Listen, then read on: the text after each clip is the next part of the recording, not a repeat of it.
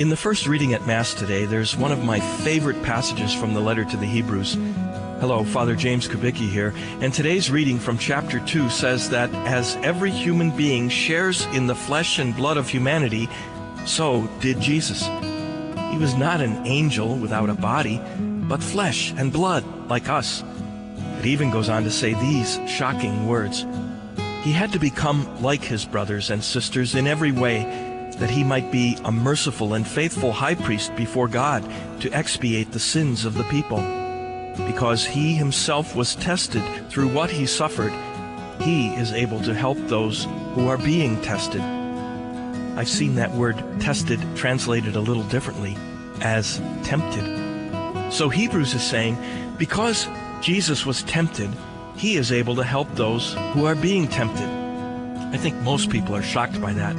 Even though we've heard the story in the Gospels that Jesus was in the desert and was tempted for 40 days, we think, okay, he was tempted, but not like me. Jesus couldn't have temptations that I have. And yet, a little further in the letter to the Hebrews, in a reading that we'll have at Mass on Friday, we have these words.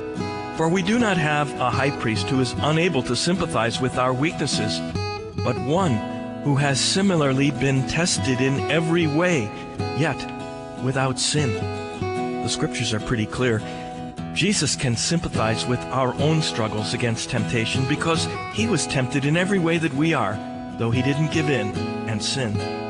You see, temptation itself isn't sin. Jesus, who is all good, was tempted because the devil wanted to get him off track, wanted to have him rebel against the Father and his plan. And so it is with us. We're not alone, though, when we're tempted. We can call on Jesus, who understands.